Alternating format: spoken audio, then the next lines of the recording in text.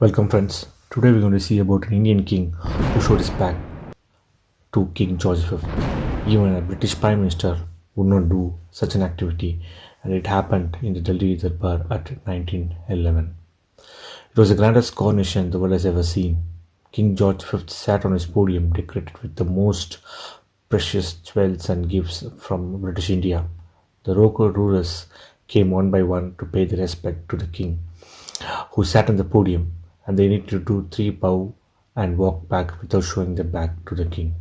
The notorious ruler came to the podium and bowed only once, rolled his cane, walked off with a sarcastic smile. This act was published by British media as an act of dishonor. They wanted to strip the notorious ruler of all his ranks, and the ruler was Sayajirao III, Gaekwad of Baroda, the new king. British East India Company ruled British India from the middle of 18th century. British India, or the British Raj, came under the governance of a private company and not of the Queen of Britain. In 1857, the British troops in East India Company revolted against the religious discrimination. It became the Sepoy Mutiny of 1857. Many British citizens, including women and children, were killed in the uprising. After rebellion, Queen Victoria interfered and took control of British India. During her reign, Queen Victoria never visited India. Her son, George V, got the opportunity to visit India and to be crowned as the Emperor of India. The coronation was planned in Delhi in 1911 in a Darbar style.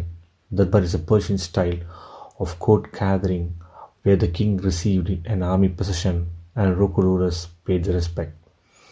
The preparation for the Darbar was in full swing as the British officials spent lavishly on the arrangements.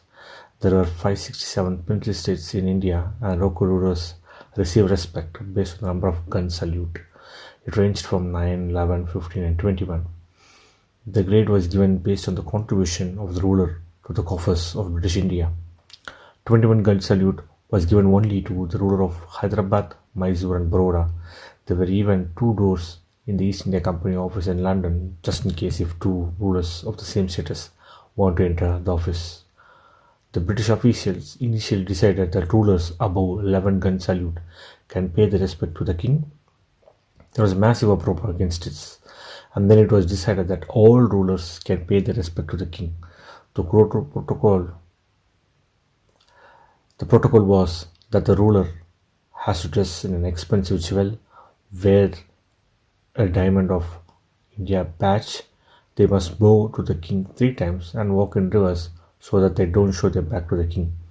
But a new problem emerged. The rulers of Hyderabad, Mysore and Baroda objected to the notion of to bow to the king. They argued that they are an ally to the king and they won't bend. Technically, the 3 rulers were wealthier than King George V and also sponsored the Delhi Darbar. It led to an ego problem for them to bow. British officials were strict at the protocol and insisted that even the Prime Minister of Britain follow the same procedure. The Delhi Darbar started more grandly with processions participated by rulers from all corners of British India. The occasion came for the local rulers to pay their respect to King George V.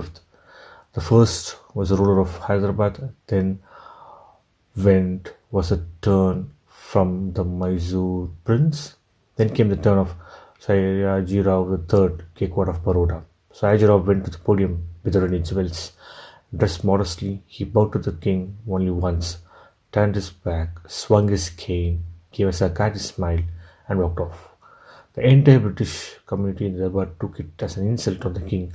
At the same time, Sayajirao filed his protest against discrimination. The British press ran columns after columns protesting against Sayajirao. They even recommended to strip his gun salute.